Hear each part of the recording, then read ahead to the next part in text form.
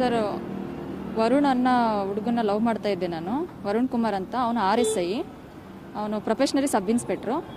ಅವ್ನು ಬಂದುಬಿಟ್ಟು ಚಿತ್ರದುರ್ಗದಲ್ಲೇ ಇರೋದು. ಅವನಿಲ್ಲಿ ಚಿತ್ರದುರ್ಗ DR ಹೆಡ್ ಕ್ವಾರ್ಟ್ರಲ್ಲೇ ಇರೋದು. ಅವನದು ಊರು ಬಂದು ದಾವಣಗೆರೆ. ನಾನು ಕೂಡ ದಾವಣಗೆರೆಯಲ್ಲೇ, ಬಟ್ ನಾನು ವರ್ಕ್ ಮಾಡ್ತಾ ಇದ್ದಿದ್ದು ಬಂದು ಬೆಂಗಳೂರಲ್ಲಿ ಖಾಸಗಿ ಕಂಪ್ನಿಲಿ ನಾನು ವರ್ಕ್ ಮಾಡ್ತಾ ಇದ್ದಿದ್ದು.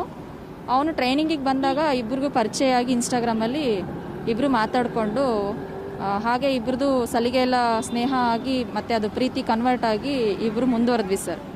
ಮುಂದುವರೆದ ನಂತರ ಅವನು ಲವ್ ಮಾಡ್ತಾ ಇದ್ದ. ಲವ್ ಮಾಡುವಾಗ ಒಂದು ಸ್ವಲ್ಪ ದಿನ ಗ್ಯಾಪ್ ಆಗಿ ಆಮೇಲೆ ವರದಕ್ಷಿಣೆ ವಿಚಾರವಾಗಿ ಸ್ವಲ್ಪ ಮಾತುಕತೆ ಆಯಿತು.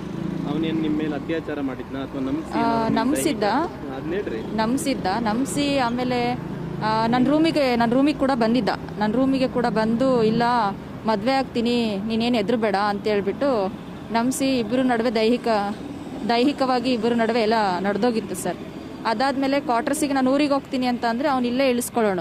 ಯಾಕೆಂದರೆ ಇರೋ ಒಂದಿನ ರಜದಲ್ಲಿ ನನಗೆ ಹೋಗಿ ಬರೋಕ್ಕಾಗ್ತಿರ್ಲಿಲ್ಲ.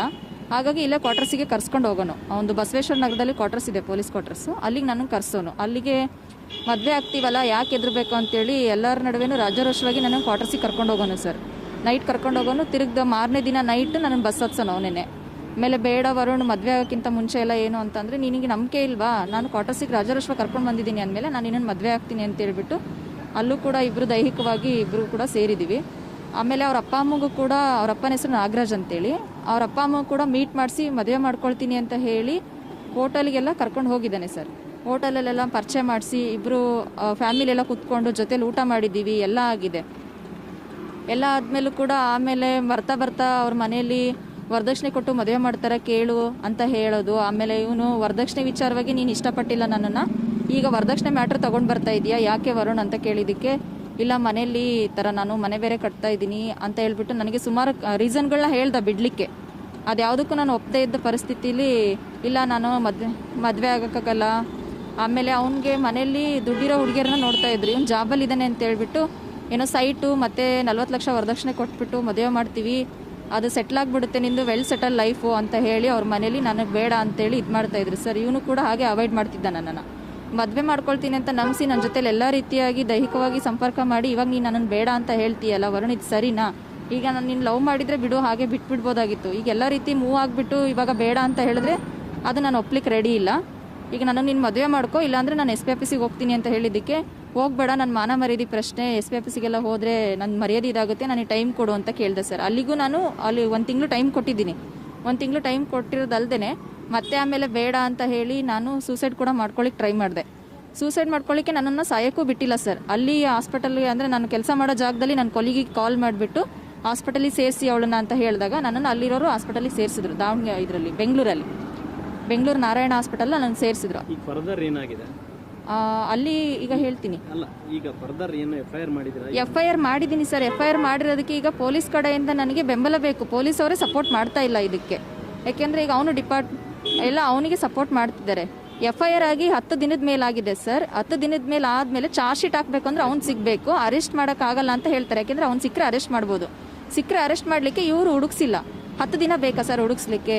ಇವತ್ತು ನಾನು ನಿನ್ನೆ ಹೋಗಿ ಕೇಳಿದ್ದಕ್ಕೆ ಸರ್ ಹೇಳ್ತಾರೆ, ಸರ್ ಈಗ ಅವನಿಗೆ ನೋಟಿಸ್ ಜಾರಿ ಮಾಡಿಲ್ಲ, ನೀವು ನೋಟಿಸ್ ಜಾರಿ ಮಾಡಿದ್ದೀರಾ ಅಂತ ಕೇಳಿದ್ರೆ ಅದೇ ಸಸ್ಪೆಂಡು ಮಾಡಿಲ್ಲ ಸರ್. ನಾನು ಇನ್ಸ್ಪೆಕ್ಟ್ರಿಗೆ ಕೇಳಿದೆ ನಿನ್ನೆ, ನೋಟಿಸ್ ಯಾಕೆ ಕೊಟ್ಟಿಲ್ಲ ಸರ್, ನೀವು ಸಸ್ಪೆಂಡ್ ಮಾಡಬೇಕು, ಸಸ್ಪೆಂಡು ಮಾಡಿಲ್ವಲ್ಲ ಅಂತ. ಅದಕ್ಕೆ ಅದು ನಮ್ಮ ಇದಕ್ಕೆ ಬರಲ್ಲ, ನೀವು ಹೈಯರ್ ಆಫೀಸರ್ನ ಕೇಳಬೇಕು, SP ಸರ್ನ ಕೇಳಬೇಕು, ಅವ್ರನ್ನ ಭೇಟಿಯಾಗಿ ಅಂತ ಕೇಳಿದ್ರು ಅವರು. ಈಗ ನಾನು ಅವ್ರನ್ನ ಭೇಟಿ ಮಾಡಿ ಕೇಳಿದ್ದಕ್ಕೆ ಹೇಳ್ತಾರೆ, ನಾನು ಹೇಳಿದೆ ಬೆಳಗ್ಗೆ SP ಸರ್ಗೆ, ಸರ್ ಮತ್ತೆ ಬಂದಿದ್ದೀನಿ, ನಾನು ಪ್ರತಿ ಸಲ ನಾನು ಓಡಾಡ್ತಾ ಇದ್ದೀನಿ ಕಂಪ್ಲೇಂಟ್ ಕೊಟ್ಟು, ಆರೋಪಿ ಎಲ್ಲೋ ಇದ್ದಾನೆ ಸರ್, ಆರಾಮಾಗಿ ತಿರ್ಗಾಡ್ಕೊಂಡಿದ್ದಾನೆ.